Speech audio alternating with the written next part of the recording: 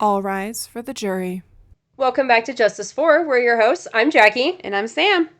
Last week, we left you on a little bit of a cliffhanger. We're going to refresh your minds before we continue.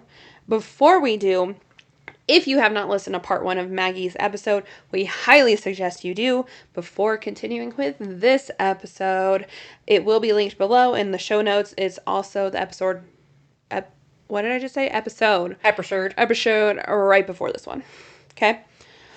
Just to refresh your memories where we left off in January of 2019, a little over a year after 17-year-old Maggie was found murdered in her home in Bailey, Colorado. Maggie was in charge of the VIP section for a winter concert. She ran home to grab cookies and water for the VIP section and never returned to the school. In the following weeks and months, investigators, the sheriff's office, and the FBI were not very forthcoming with information to the public. All anyone knew was that there was a fire, Maggie was murdered, we have a sketch of one person who may be involved, and some vehicles that were of interest, along with guns being taken from the home. All right. So let's get back into this. We left off talking about how the next big thing to happen in Maggie's case was January of 2019. Mm-hmm. To explain that, we need to talk about good old Fred. You know, Sheriff Fred Wagner, that is. I know. You may have forgotten that he's even the sheriff. Huh. Because we just stopped hearing from him. Pretty much. Well, that's because Freddy Boy was already planning his retirement when Maggie was murdered. He had a long career. Even with Bailey being a small town, he did actually have a couple of higher profile cases under his belt already at this point in his career in Bailey. In 2006... I'm sorry, I'm going to interrupt you. I'm pretty sure he wasn't even in town when the fire happened. He was. He was? He was in town when the fire happened. Okay. We're getting into it. I'm getting ahead of myself, guys. She is. In 2006, there was a hostage situation at Platte Canyon High School where, unfortunately, a student was shot. In 2016, one of his deputies was shot and killed while serving an arrest warrant. Sheriff Wagner was scrutinized for how this could have happened and what the sheriff's office protocol was for serving arrest warrants. Mm-hmm. It's not that he wasn't equipped to handle an investigation like Maggie's. In my opinion, and in some news stations' opinions as well, it's more like he was tired and didn't want to end his career in a media circus. Not only that, but Noel Brennan from 9 News reported that Fred was pretty much handling business from Florida through email for most of his last year in office. How does a sheriff handle business in a small town via email? So, do you remember how I put together a bunch of statements that Freddie Boyce responded to media inquiries? Oh, all the really shitty ones that I couldn't read? Yeah, so they were all emailed together. Oh. He was replying by email to a lot of this investigation from Florida. And that is why you have heard me. Most of these statements come from the undersheriff. By the way, Fred, ChatGPT is a thing. It wasn't back then. Yes, it was. In 2017? Were we using Chat? We were not using ChatGPT in 2017. Not like we are now. Will you look to see when ChatGPT became a thing? Yes. Okay. Regardless, moving forward, bud. But, yeah, so Fred was just kind of checked out. He didn't really want to end his career in this. 2022. No shit. Okay, well. But, like, Jeeves. Also, I mean, like, the sheriff doesn't really have access to his liaison and his communications liaisons when he's in another state. Do you know what he has access to? Word. Do you know what? And there's grammar. Do you want to know what correction in there? Grammarly existed back then. There you go. My sister made me use it. Fred. Get it together. 2022. That's amazing. But now do you see why I called him Fred earlier? Yeah, I get it. Okay. So this brings us back to January of 2019, where the new sheriff, Tom McGraw, announces he will be making Maggie's investigation a top priority, starting with a press conference at the CBI quarters, to follow up with a meeting at the town hall in Bailey the following night, giving the community a chance to actually ask questions. Which we love. We get a small little thing here. The sheriff released a lot of new details about Maggie's case, along with introducing the Maggie Long Task Force website, which was loaded with tons of information and photos relating to the investigation. Here's some of the stuff that Sheriff McGraw actually talked about during these press conferences. So he has basically said there's now 3 suspects in Maggie's murder. He also released new suspect sketches, stating that a 3rd sketch will be released soon. He clarified that these are eyewitness sketches. Which is wild that we are now knowing, like, first of all, they never said where that first sketch came from, but now we know these are eyewitness sketches. Eyewitness sketches. We have eyewitnesses. Whoa. Okay. Also, we went from 1 to 3. Interesting. So, this was kind of mentioned earlier. Kind of. He did actually say one of the suspects sustained injuries related to the fire. So we got confirmation. We got confirmation on it. He also said these men could have relocated and changed their appearance since December 1st. Which, I get, hair, beards.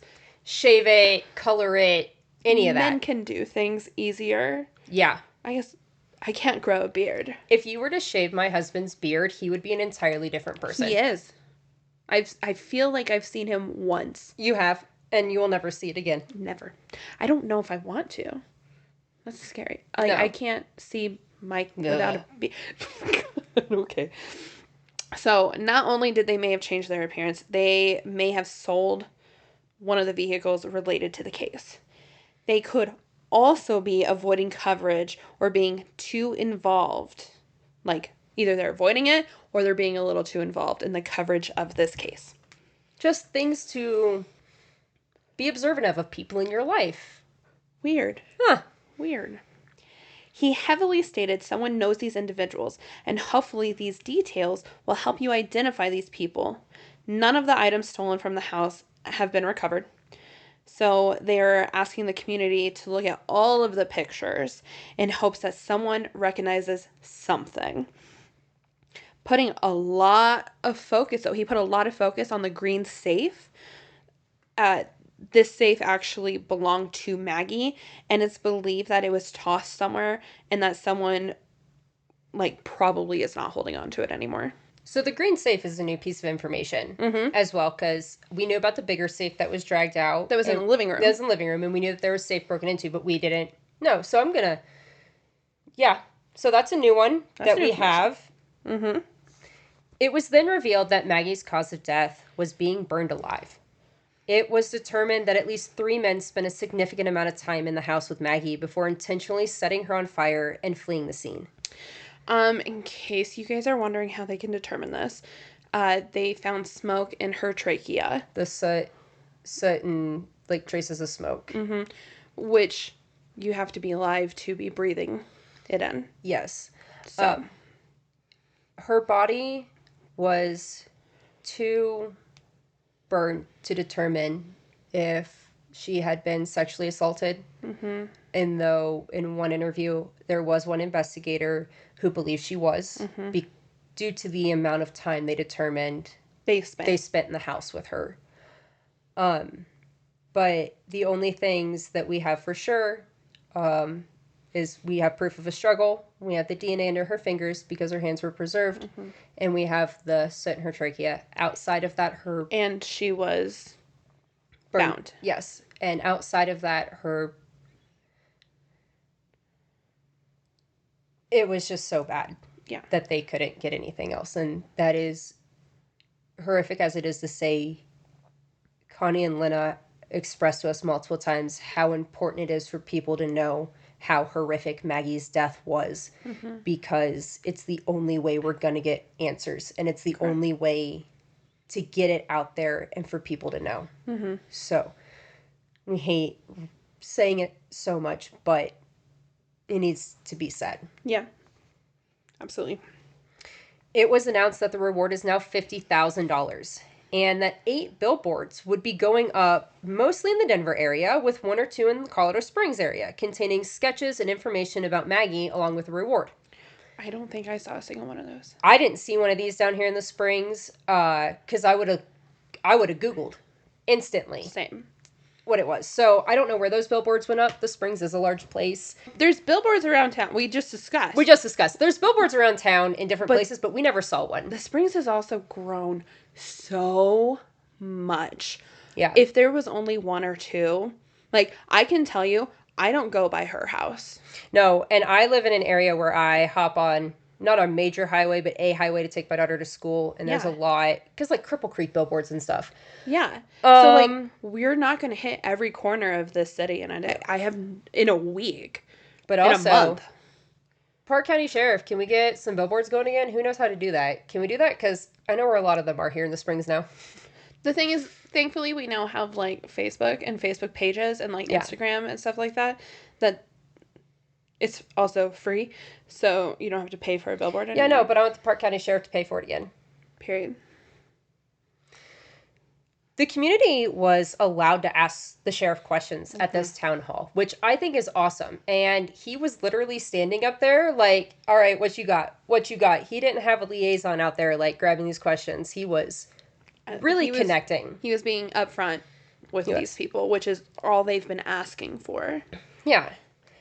He was asked about the tenant that called 911. The sheriff confirmed that he had been interviewed, but would not confirm if the man was local or not.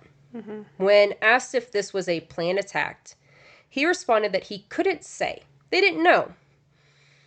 Which I think is odd because it was already released that it was a targeted attack. So why can't we confirm that now? The Missouri case was brought up again, and the sheriff doubled down. There was no connection to it, which I think got some wheels turning and led to someone asking about if they found any DNA. The sheriff responded with, yes, there is DNA, but wouldn't comment any further on this. But we've already told you that there is DNA, and they did compare it. Someone asked why they are so confident it's 3 men. Could a woman be involved? And Sheriff McGraw replied, they aren't discounting a woman being involved. They aren't even ruling out that there could be more than just 3 people involved. Adding, he can't even give ages, but they are thinking the suspects are in their 20s, not kids and not really older men, but they also don't know if they're local or not. So, like, we got answers, but we also didn't get answers. Something we thought was interesting was when asked why they finally decided to release her cause of death, Sheriff McGraw said that unfortunately, that detail will generate interest in the case. I wish I didn't have to give it or prep the family for it to be given, but it will draw more attention to Maggie, and whatever it takes, we will do it. Because Maggie didn't deserve to die like this, and we are working tirelessly to bring her justice. But when we talked to Connie and Lynna about this specific part of the town hall, we found out that Sheriff McGraw has actually never talked to them. Ever. Personally. Yeah. We were like, when he reached out to you, and they were like, no. We have never spoken to him. We actually asked them more about Sheriff McGraw later, and we will share everything they had to say.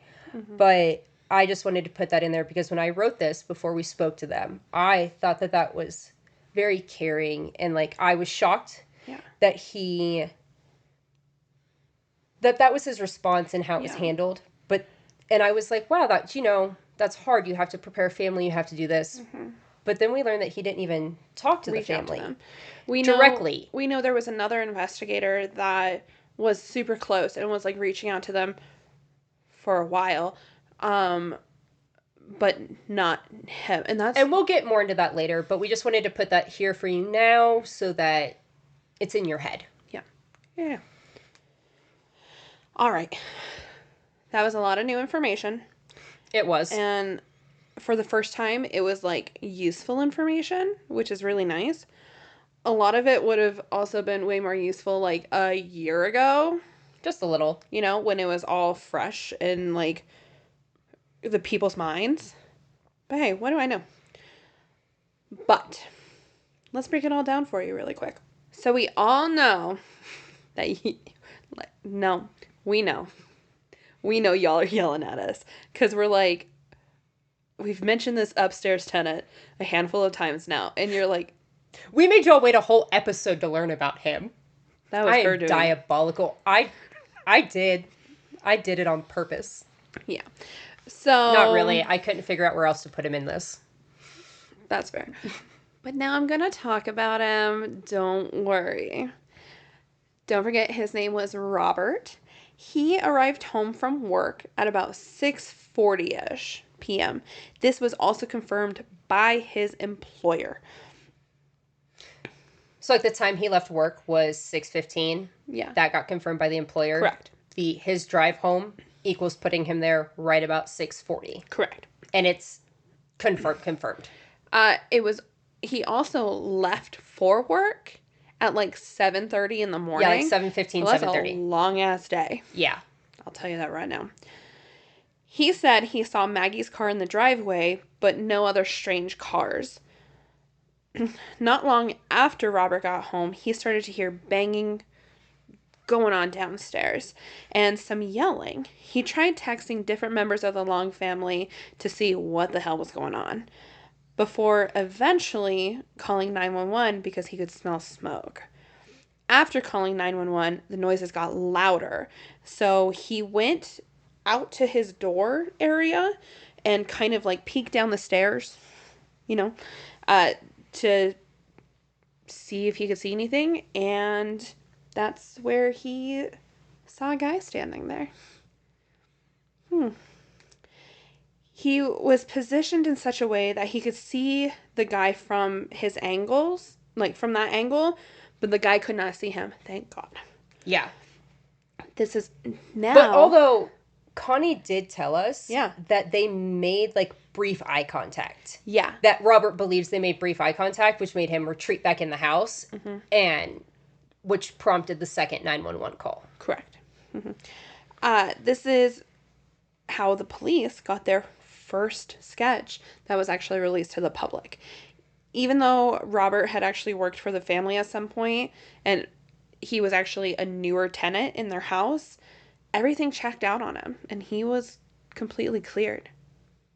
So, and like early on in the investigation too, he was cleared, which is good. We did ask Connie and Lynna about this. Yeah. Sorry, I got spacey for a second. We did ask him, like, was there anything? And they were like, no. They were very clear and confident in us that the family knew him for a couple years. He was very forthcoming. He is actually how they have the most information about Maggie's case and how we have so much. They're very adamant. They're like, he did not do this. And that's why they don't speak on him, because they want to protect his personal life and his privacy and give him that peace. And if he was more a part of this, it would be clearer. Absolutely. But he's not. So I know that a lot of other podcasts and things have not really cleared him up. I had to listen to about 2 or 3 different podcasts to get all the pieces for Robert. And then, of course, we learned even more talking to Connie and Lynna. Yeah.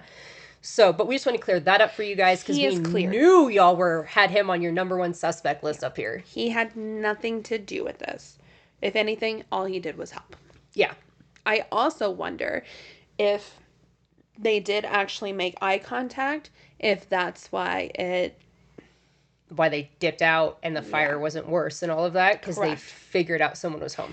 And that's where his separate entrance comes into play. Yeah. I wonder if maybe they were going to put fire or gas throughout the rest of the house, but then they were like, oh shit, there's someone upstairs. Yeah. I don't know. That could be it. Now, let's talk about where the other 2 sketches and car descriptions came from. Multiple witnesses came forward and told police that these people were driving down County Road 43 that night near the Long residence and witnessed a few cars driving at a high rate of speed from the direction of the Long residence.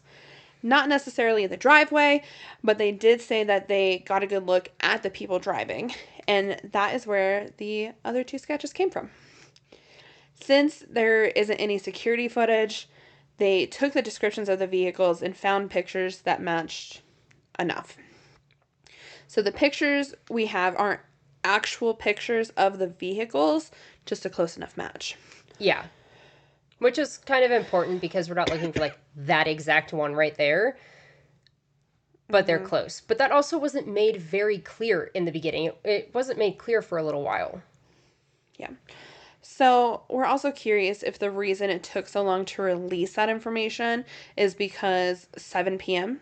in the mountains of Colorado isn't exactly like, bright and sunny and full of light. The sun goes down before 5. In December. And because we have high-ass mountains, that's why it's so early. And they were in the mountains, so it's going down. And you're talking 7 o'clock in December in the mountains, high rate of speed. It's dark. And we got clear looks inside of high-speed vehicle. Great. Like, those sketches are so good for how quick they probably saw these people. Regardless, like, with the sun being down, with it being them driving fast, it definitely made them hard, like, to see someone. So, but we still got it. We still got that info. Yeah. So, going back to Sheriff Tom McGraw and him saying that he prepped the family for that statement, and Connie and Lynna telling us that he hadn't really reached out to them at all. I mean, other people had. So, we had already prepped the question how they thought the difference in investigation was. And that their answer was not the answer I thought it was going to be. By any means, it surprised us.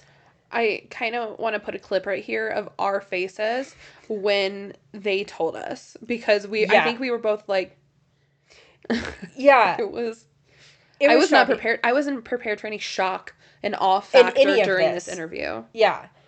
So here's what they had to say.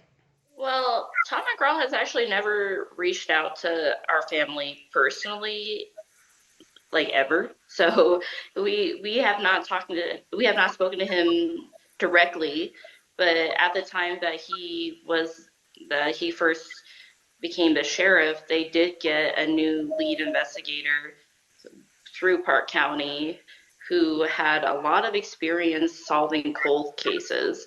And she reached out quite a bit, and she was very energized and very, like, optimistic that they were going to put all the pieces together. And she was actually the investigator who reached out and asked for DNA samples again. And she also asked about the car that Maggie was driving at the time. So trying to, like, revisit a lot of, like, information that we had already given them years ago. So, and she also said, I'm going to call you, like, every 6 months. Like, even if there are no developments, I just want to let you know, like, what we have going on. But lo and behold, like, she retired. She retired, like, 2 years ago, and we never even got the notice that she had left the county and that she was retired.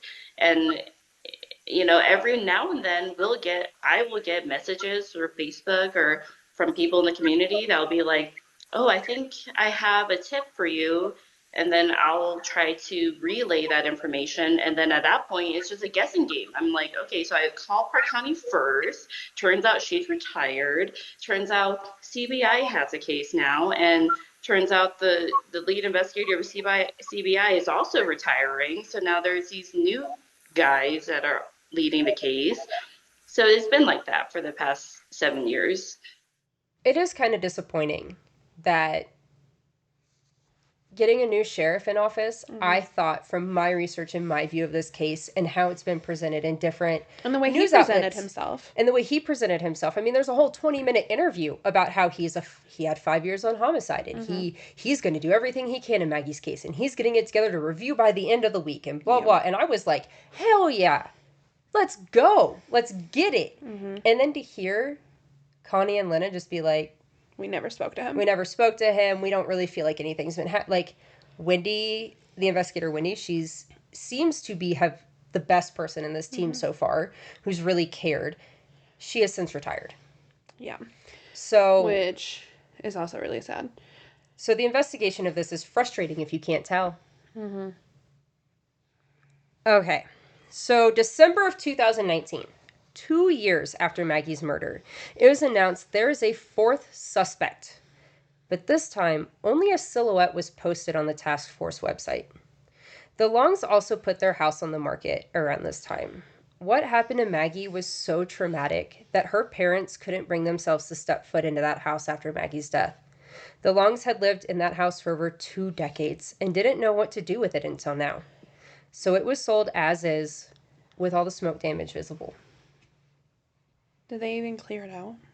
I mean, I feel like they had somebody come in and clear their stuff Probably had out, other people but did. they never did any repairs or anything.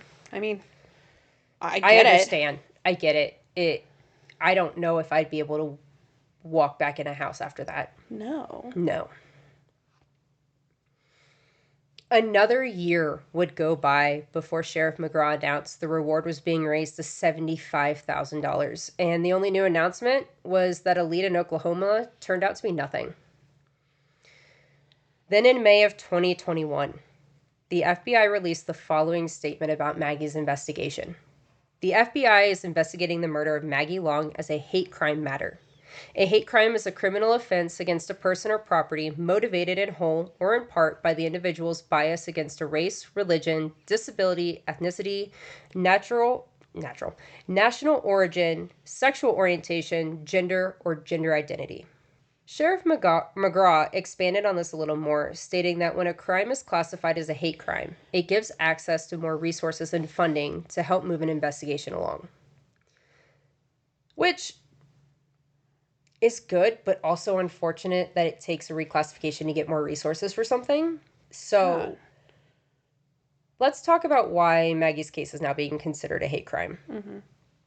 There is a stereotype out there that Asian business owners do not trust banks and instead opt to keep cash at home. With the Longs being one of the only Asian American families living in Bailey. Not only that, they were an immigrant Asian family. They owned multiple businesses. It looked like they were being targeted specifically for large amounts of cash and possibly firearms. Unfortunately, leading investigators to believe Maggie walked in on the burglary, and when she couldn't help them open the safes, they decided to kill her. I've never heard of this stereotype before. I honestly really hadn't either. No. I didn't know that this was a stereotype that led to targeting of houses and businesses. Yeah. And so it really shocked me. Yeah. Like, if you guys want to watch the full interview, like, the first time I heard it was when Lynna and Connie said it, and I'm pretty sure you can see my face. I was, like, confused. I'm like, is this real? Like, is this real life? Why? I've never heard of this before, and it makes me sad. Like, it hurts my heart. It is. It's incredibly sad. Because also, I don't trust banks either, but I'm right there with you. If it's real, like, if this is, like, It's great because it fits for Maggie's case, and it gets more resources. It changes it up, and it puts it in different departments, and it's great. Mm-hmm. But it just sucks that it took a reclassification to get more resources and things towards this when there should already be so much. I mean, we have so many agencies in this. Yeah. And for the sheriff, like, I'm not saying that not every homicide victim is not entitled to this, but, like, she was a minor on top of it. Like, yes. Why wouldn't this be a top priority? Yeah. Like, I understand she was about to not be a minor in a couple weeks, but she's still classified as a minor. Yeah. She is still in high school. She hasn't even graduated high school yet. So, like, I don't know, it's hard. It's so disheartening, and it genuinely breaks my heart for anyone who has to, like, have that type of stereotype. It really does. So what led them to believe that this was what the motive behind the burglary, arson, and ultimately Maggie's death was? In 2019, a total of 26 homes in Colorado and Wyoming belonging to Asian business owners were burglarized over the course of 7 months. 4 individuals stole about $1.4 million in cash, jewelry, and safes. Get this, it was 3 males and 1 female. They would go to the houses during the day in broad daylight, knock on the door to see if anyone was home. When no one answered, they would break a window or bust down a door, ransack the place, and move on. Turns out they were connected to a crime group out of South America. Sounds pretty similar to the burglary at the Long residence, right? Just a little bit. The three men were arrested in April of 2021, the month before Maggie's case was reclassified. 8 people were arrested in New Jersey in May of 2021 for a string of burglaries in Delaware, New Jersey, Pennsylvania, and New York. You guessed it, all Asian American business owners. This crime spree went from December of 2016 to March of 2019. There were multiple guns recovered during searches, none of which matched the guns from the Long residence. So I will tell you, we did not have a serial number for the Beretta, but we had a serial number for the AK. So that is entered into a database. So if it pops up in a pawn shop, in a crime, anything, it will report back. But nothing from the Long residence that was stolen has ever shown up to this day. Which is crazy. Crazy.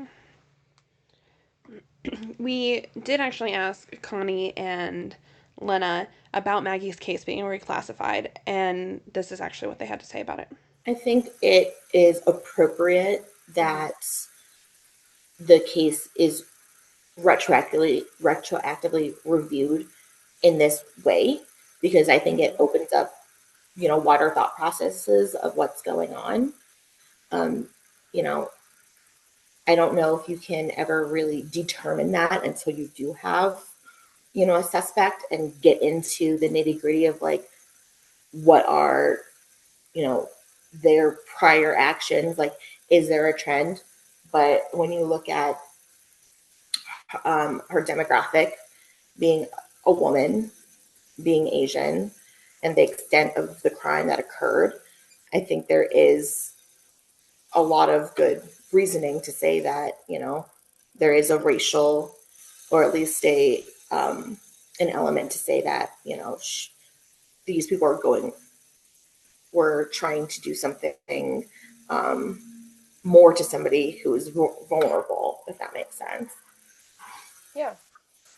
Like, if it was a man that they encountered in there, would the things that have happened in there happened? So we did also ask them if they thought that this was actually a planned attack on their family, or if it was just a robbery gone horribly wrong, and this is what they had to say.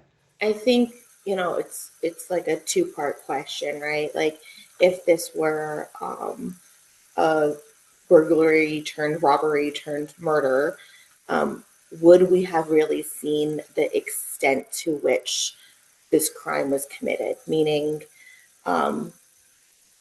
she was not simply killed, right? She was burned alive, right? Like, this is a step beyond somebody covering up their crime. And I think that's where the element of, racism can come into play as well. Whoever the people were that committed this crime didn't see her as an equal, did not see her as being human, right? And I think that kind of lends itself even further to, was this targeted? If this was somebody of a different background, would the crime have gone to that extent? And to that, we really wouldn't know. But these are the things that we've discussed with investigators since the time when they were given additional resources because of the, classification that this could be a racial crime. And even with the tenant upstairs, he's a white male, and from what we can tell by the timeline, at the time that he stepped out on the front porch and might have made like a very split second like eye contact with the perpetrators, that was when they set the house on fire and left the scene. So if it had nothing to do with race and the fact that she was a woman, they would have just gone upstairs and killed him too, you know? Like it was, she was a vulnerable person, and there really was an element of hate in this case. It's only been 7 years since Maggie's tragic death. As of today, Maggie's murder is still an active open investigation, with the reclassification to a hate crime being the last big thing to happen in the case.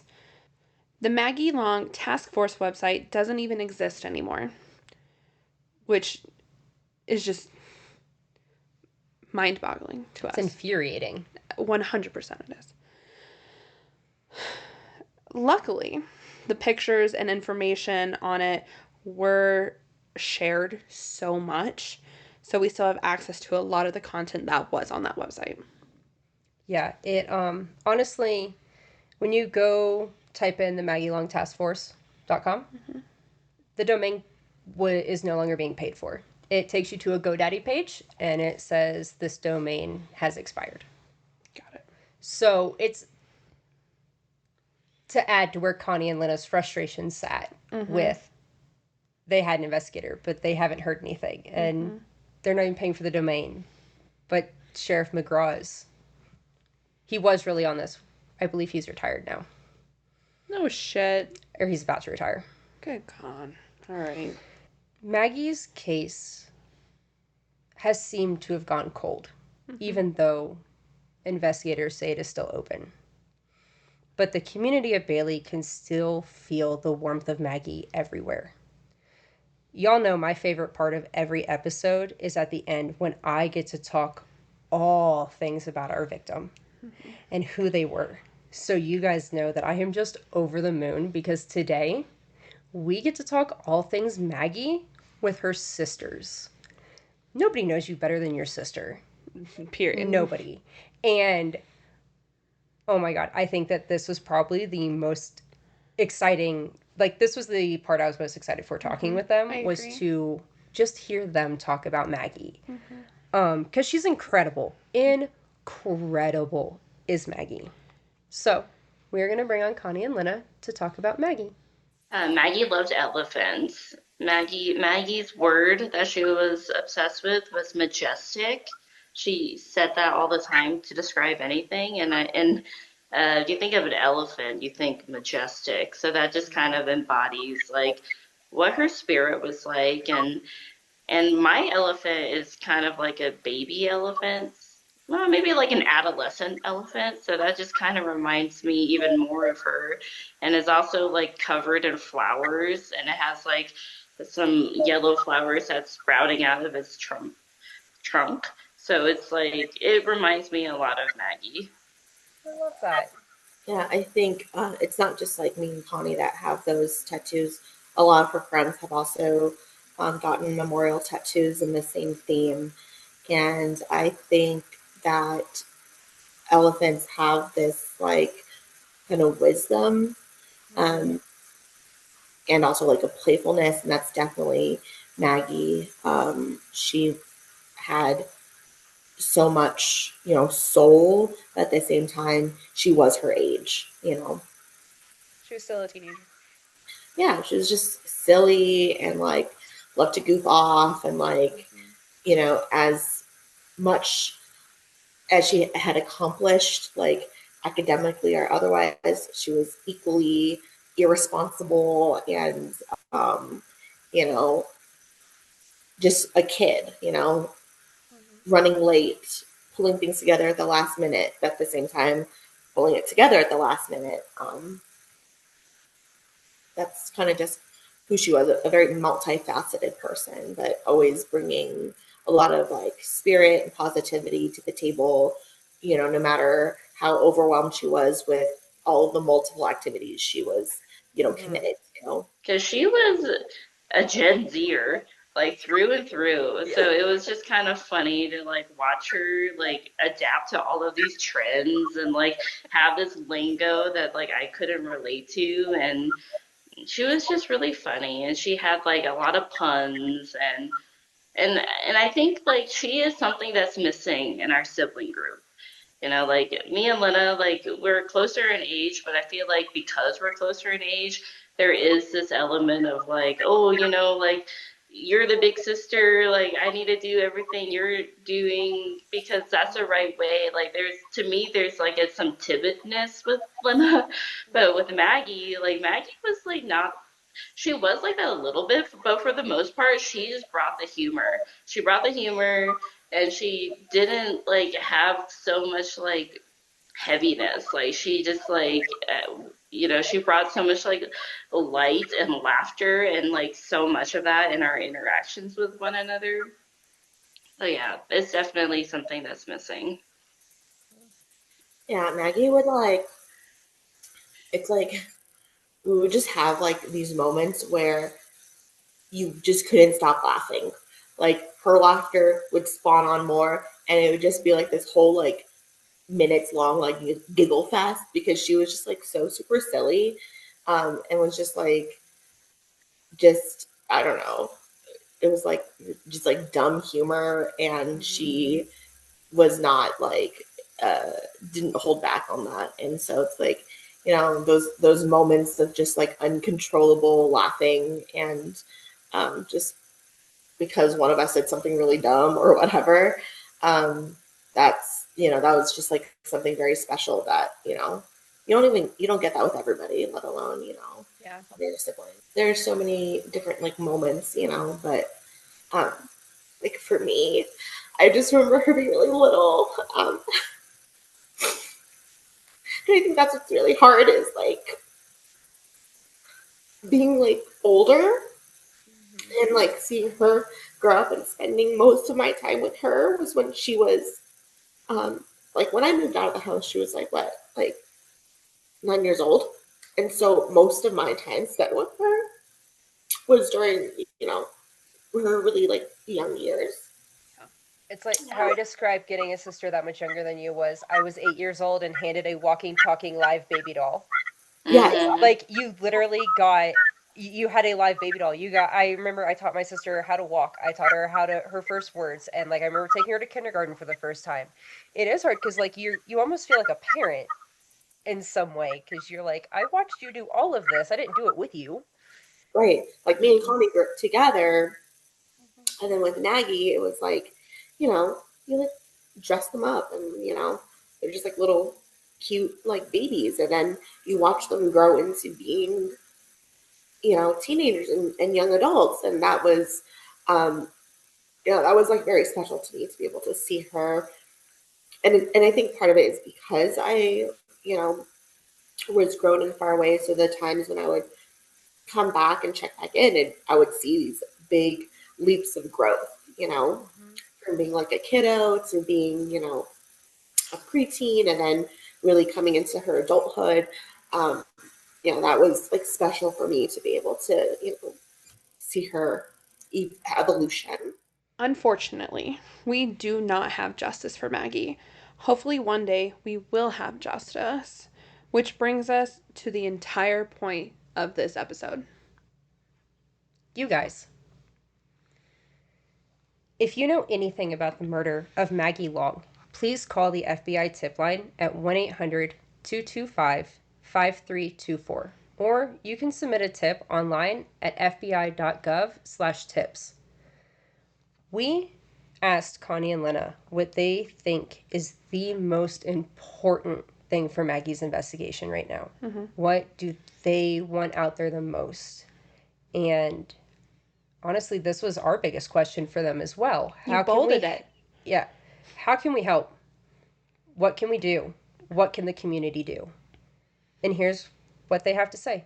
For me, I would say there is no information involved in this case that you might have that is going to be insignificant, like anything that know, come forward with it. Because even if you don't think that it is a big piece of information, it could just be the missing piece to the puzzle. It could just be the one thing that they're needing to solidify a theory.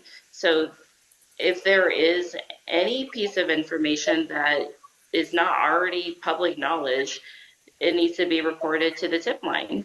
Yeah. I think, we spoke about it a little bit earlier, but just saying that, the people involved in this crime are involved with other people, and our hope is to reach those people and encourage them to speak out, whether that's through, the reward incentive or just the incentive of helping us, have some justice. But it's really these small details that we've seen in many other cases that can make or break a case. And so speaking up, we want to encourage people to do so. It will bring so much closure to us, and it will take bad people out of the public. And, I think just hoping people will realize that, like Connie said, there's nothing that's not important enough, that any small detail really could be what makes this case get solved.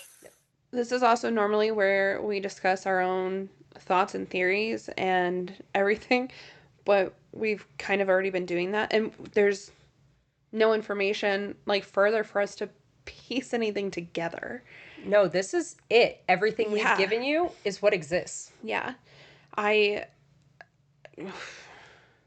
don't know.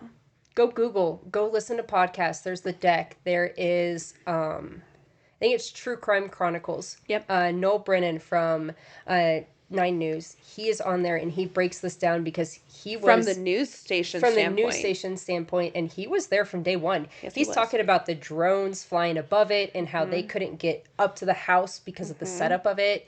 And he's really been in this case. Yeah, he has. So please go ask questions, research, tell everybody you know about Maggie in this case. Yeah. You never know who knows something. And like the other thing, like we mentioned the deck is ran by Ashley Flowers. Like she From is Crime Junkies. She is the top of the top in the crime world, true crime world. Vinnie Politan's on this too. Yeah. So I'm just saying like they may not listen to this, but Lynna and Connie, if you listen to this, thank you so much for talking to us. Like we're still such a small podcast. And the fact that you've talked to Ashley Flowers, but And Vinny. And you're still wanting to get her story out there, even to us small podcasters, that's saying something. So if you did listen to this, share it. This is exactly what this family is asking for. This is how we're going to advocate for Maggie and her family. And just, even if you didn't like it, just share it. Yeah, Someone else might know and be able to help. I was slightly worried because they have done other interviews and they have talked to such big productions that they're going to matter. But they were just so happy that we found Maggie's case recently, and we're interested, and we're local. And they were absolutely shocked that hardly anyone down here knows about her case, because they knew, like, didn't Connie say that Park County borders Colorado Springs? It does. And for us to not know down here, they were kind of shocked as well. Yeah. So, Colorado Springs, do your thing, guys. Please. We know you're here. Someone knows something. Somebody knows something. Mm-hmm. Just like what they said earlier, just share it. Share it. Just, not just for share us. Share it for them. Even if you don't listen, just share it. Share it for them. For sure. We do hope you enjoyed today's episode. If you have not already, please go hit that like, follow, subscribe button so you never miss an episode. Also, please go follow us on Facebook and Instagram and TikTok and everywhere else that we are. We're pretty hilarious. And we're over 40 followers on Instagram, so thanks for when I begged for that last time. Yeah! Do it again! Go on! We also have discussion posts for all of our episodes, and that way you can see all the pictures, videos, everything that we generally include in here. It's also...